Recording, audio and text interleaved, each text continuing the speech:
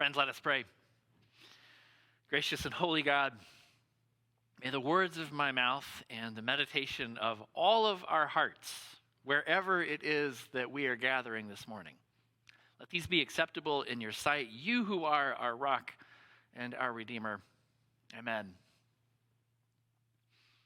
So Psalm 23, the Lord is my shepherd, I shall not want. Some of the most familiar words in all of Scripture, maybe the most familiar. I can remember when I was in Austin and I worshiped at University Presbyterian Church there. I was at a group once, and one of the associate pastors opened the meeting by asking us all to recite Psalm 23 with her. And I think I mentioned last week, I did not grow up in the church. I have some strange gaps in what I knew and what I didn't. And I was kind of looking around for a Bible or maybe a piece of paper she'd hand me. No, we were just supposed to know this.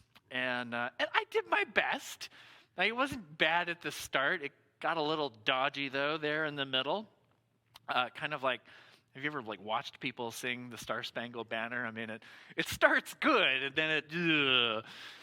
But I did notice that all of the people in that group seemed to completely know it. And I thought, Psalm 23 is kind of a thing. And it is. But the problem with familiarity, sometimes when something becomes so familiar to us, we stop being curious about it.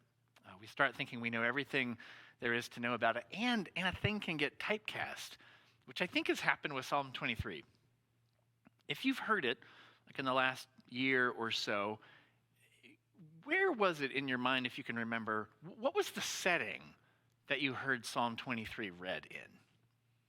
My guess is, if you're like me, you heard it at a memorial or a funeral. I don't think I have done a single memorial at this church where we didn't read Psalm 23, which I support. But it kind of becomes the Vincent Price of Psalms, where we only read it in that certain context. And you can't just read any version of it, I've noticed, either. You cannot read like some funky new modern version of it. No, you have to read it in the King James English when you have a memorial, which again I support. King James English, if it was good enough for Jesus, it is good enough for us. I'm joking. The problem is that this psalm isn't actually so much about death. This psalm is actually about life, and a very particular kind of life, abundant life. Abundancy is a mindset. Abundancy is like a lens through which you see the world. When you look at the world with a mindset of abundance, you are looking with gratitude for all that it is that you actually have. You are looking at the things you have in their best light, and you are thankful, and you are open, and you are generous. But abundance is not the only mindset through which we can look at the world, is it? The opposite, the polar opposite of the abundancy mindset is our default. It's the scarcity mindset. And when we look at the world through the lens of scarcity, all we can see is all that we don't have. We look at him and we look at her and we look at what they seem to have and we don't. Or we look at a thing and instead of seeing what's right about it, all we can see is what's wrong and frustrating about it. That's when we look through the lens of scarcity. And the hardest thing is that it has nothing to do with how much you actually have. Whether you look at the world through abundancy or scarcity, has nothing to do with how much you have. Take Bill Gates. At the moment, I am in love with Bill Gates.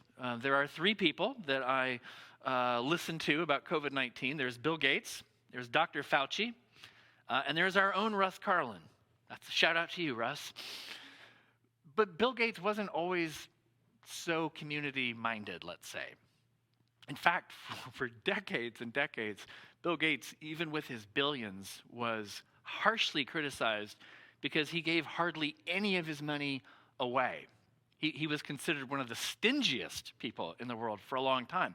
When pressed, he would say, well, I made my money in tech, and tech is volatile. And, if I can make all this so quickly, I could lose it that quickly too. So how do I, give all this money away when I don't know if I'm going to be able to hold on to it? Talk about a scarcity mindset, right? To have billions of dollars and your only thought is all the ways you could lose it. Melinda, if you're tuning in and listening, thank you for coming into Bill's life and helping him make that shift. And for me, personally, the example I've had of abundancy in my own life is my grandfather on my mom's side, Chester Cash Dollar. If any of you wondered why my oldest son, who you used to know as Will, now you know as Chess, Chester is his middle name. And my grandfather, named for him, Chester, was always known as Chess by his friends. Chess is about as different, my grandfather, as you could be from Bill Gates. My grandfather was born in 1908 to a simple family, and he lived through the Depression. And even though he was intelligent and gifted, it was just not really the time of life that could support him going on and getting his education. He became a mechanic. He worked with his hands. He was a blue-collar guy. In the Navy, he worked on giant engines and ships. And when he came back from that, he worked for a telephone company his whole life. He worked on their trucks, keeping them on the road. Now, he supported his 3 kids and put them through college, but he never was resentful about the fact that he didn't have that same opportunity to go on and look at different avenues. He was content, proud of who he was.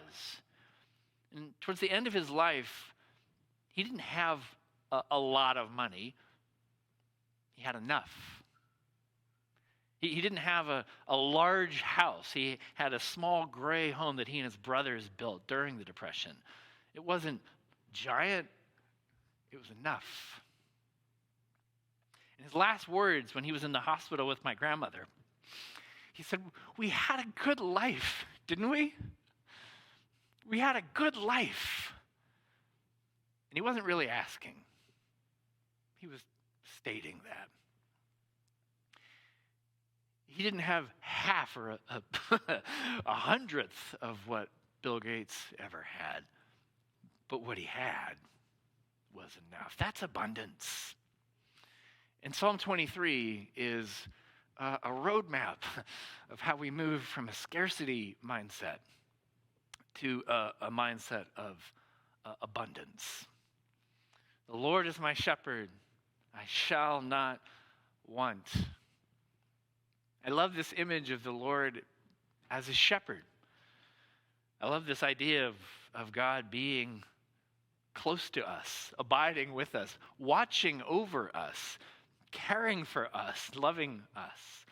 I love that image. But this week I was more taken with the second half of the verse. The Lord is my shepherd, I shall not want. In Hebrew, it's a single word. It takes us 4 words in English, I shall not want. In Hebrew, it's just one word. And one of my teachers, Pat Miller, taught us to pay special attention to this word. Hasar is the root. I have to say, Pat Miller, everything I know about Hebrew exegesis comes from him, and he died this week. I wrote the sermon and quoted him even before I learned that news, and it was just such a bittersweet timing. Pat Miller was like no other teacher I have ever had. When you teach exegesis is biblical interpretation. It's very formal. And there's always a method in exegesis. Everyone has their own exegetical method. But he never gave us, a book or a manual or this analytical set of tools. He would invite us into his class, and then he would just take a text and he'd write it up. And then he allowed us to watch over his shoulder as he would sift into the layers of the text And he would tell us the questions that he was curious about and the leads that he would follow up. We learned exegesis not in any abstract way, but by watching him. It would be like, I can imagine, watching a master artist. And you just look over their shoulder to see which brush that they pick, which colors that they use, with the kind of brush strokes that they use. And there's just a kind of learning by watching. So Pat said that this word hasar, we should spend careful attention on, because it only happens here in Psalm 23, and it only happens one other time in the entire Hebrew Bible. It's a very big book. It happens here, and it happens when the Israelites are in the wilderness. And he said, yeah, you can translate it as I shall not want. That's okay. He says a better translation for him is I do not lack. I do not lack. And he says, and that is a very interesting way to look at the world. Whether you're in the wilderness like the Israelites were, or David was on the run when he's writing this psalm, rather than fixating on all that's been lost, he says, we're able to sing hasar, I do not lack. And he says then, when we are blessed by God, it doesn't mean that we get everything that we want. It doesn't mean that we're showered with riches. To be blessed by the Good Shepherd, it means to have eyes for the simplest things that we have, and to be grateful for them. That's the mindset of abundance. But this is not an easy mindset for us. This is not a natural way of looking at the world. Sometimes it actually takes something happening to us to shift our attention. Look at the next verse. He makes me to lie down in green pastures. She leads me beside the still waters. I normally love to think about the green pastures and the still waters, these simple refreshment. But this week, I couldn't help but notice that first verb. He makes me lie down. He makes me lie down. Now, I don't know about you, but I do not like to be made to do anything, really. If I feel like I'm being made to do it, I will probably resist it. It's probably a personality flaw. And yet, I acknowledge that sometimes, unless events actually make us lie down and slow down, we don't actually have the ability to receive that refreshment. So people in this community know this. If you're new to me, I had a very serious car accident back in December. I went off the road in the coastal range in Oregon and had rather a challenging night. I wound up breaking my 2 bones in my arm and my left leg. But I am somebody who likes to stay busy. I am someone who likes to have a lot of things going in my life. And I'm not someone who likes to rest. Thank you very much. And so, I took a couple of Sundays off. I took a few Sundays off. Thank you for those of you that filled in and supported. But I didn't take a medical leave of absence after that. I just wanted to kind of get back on the horse. And I'm also an adjunct faculty member at Duke. I teach leadership to doctoral students, and we had an intensive week, the second week of January. Might have been 10 days after my surgery. Some of you out there, and you know who you are, might have told me it was not the wisest idea, the brightest thought that I've ever had to go out to this. But I'm like, I've got to get out there. I've got to, keep moving. It was miserable. It was so bad. I had one crutch, and because my arm was broken, I couldn't use a walker, and I was just kind of hopping. I was hobbling all around. It was a nightmare, and I didn't realize how much I walk at Duke. It took me like half an hour to do what would normally take 5 minutes, and I'd get into class covered in sweat and exhausted. People were like, "Are you okay?" I'm like, "Not really." Normally Friday comes at the end of this intensive, and I'm like, how did that happen? Because I love being there. By Tuesday, I was like, can I go home? I've been turned into a cow. Can I go home? Do you know that? Yeah. and as much of a mistake as it was for me to be there, I'm really grateful that I went. Because that week knocked me down. That week made me to lie down. And it taught me that I have to rest. And that resting isn't doing nothing. That actually, when I would rest, that's when my body was actually healing. So I had to have that week to teach me to be made to lie down and to have refreshment. That's what's happening for us right now. That's what a stay-at-home order is, a shelter-in-place order is. We are being made to lie down. And I don't like it, okay? I'm tired of it. I'm a little grumpy. We're exhausted by this. And it's so important that we keep in place for as long as we can, for the good of the whole community. It's so important that we allow ourselves to be made to lie down. And not just for the whole community, but some of you have even been telling me that you've even noticed some of the refreshment, the still water, the green pastures that are coming to you in this time. Yes, none of us like it. None of us want this. And some of you have been telling me, but you know what? I've been spending more time with my kids, and I actually kind of like them. You know, it's like, that's good. That's a good thing. Or you're taking on things that maybe you used to love, but you didn't have time to keep up. Like I've been keeping a sourdough like apparently everyone else in the world. I used to love doing that, and I just, I hadn't done it in a long time. It feels good to be back in that rhythm. We're beginning to have eyes at this time for these small, beautiful, lovely things that are really, really crucial for us to hold on to. Even though I know we don't like the whole time, there are still some of these blessings we could only see if we were being pressed down and made. David had this in the Psalm. David had this amazing gift, and you can only see it if you look carefully at the grammar. Yes, grammar can be a good thing, I promise. In the Psalm, it starts in the first person. The Lord is my shepherd. I shall not want. And then it shifts to the third person. He or she makes me to lie down in green pastures.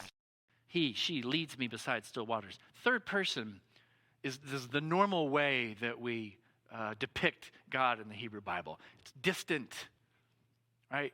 God's out there. Like, I'm here, God is out there. That's third person. But then what happens? What happens right in the heart of it? There's this gorgeous shift to the second person. I will fear no evil, for you are with me. You prepare a table for me in the midst of my enemies. David had been in the palace, and now he's on the run. He's in the middle of the Judean wilderness. But rather than focus on all that he's lost, he says, you've prepared a cup for me, and it overflows. David had this sense of God shifting from being something out there, distant, to being you. The second person is personal. It's intimate. For some of you, that's happening in this time too. With a little bit more stillness, a little bit more quiet. God is sometimes moving from being something like an idea for you to being an actual relationship. Every week, Monday through Friday at 9 a.m., I have opened up my personal prayer time to whoever wants to join us. And I can pretty much guarantee you, if I had done this before COVID-19, if I did this last year and said, hey, Presbyterians, come and join me for morning prayer, there would be exactly 0 of you who would join me on a regular basis. You can't even get here on a weekly worship basis, Presbyterians. And yet, And I'm grateful when you do. and yet, and yet, Monday through Friday at this time, we're getting 20 to 30 people every single morning. And not only are we connecting with each other, but my hope in this time of prayer is that there's also a sense of God shifting from being distant, like an idea, to being more real and more like a relationship that you can lean into. I want to leave you with a story Fred Craddock tells about abundance. It's about a family who had been living in China for years. They were doing mission work, caring for people's health. And this is a true story. Something happened, violence broke out. I'm not sure on those details, but the state ordered them to go. And they had exactly one day to pack up all of their belongings, and the state told them, you are allowed to take 2,000 pounds. Now, they had lived there for years, and they had not a large home, but a modest home, and they had all of this stuff. And they had kids, and each of them cared about different things. They stayed up all night long arguing over what was going to be in this very small amount when you actually weigh it all up. And like, the woman would lift up this vase, say, we've got to have this. We have to have this. And the husband would say, no, this wok. We have to have this wok. You can't get a wok like this in America. And they argued all night over the stuff. Next day, the soldiers came, and they came into their room, and they saw all of these belongings gathered. And the captain, his eyes widened, and he said, Did you get the notice? And they go, yeah, we got the notice. We're ready. He said, you understand 2,000 pounds? They said, are you kidding me? We have weighed it to the ounce. This is exactly 2,000 pounds. And the captain looked at the children. He said, you weighed the children? And all of a sudden, just like that, their gaze shifted, their mindset shifted, and all of those things that they had argued about and cared so much about didn't matter at all. They left China with a little less than they had planned on, but they left feeling like the wealthiest people in the world. They left knowing that goodness and mercy was pursuing them. We're not going to be living like this forever.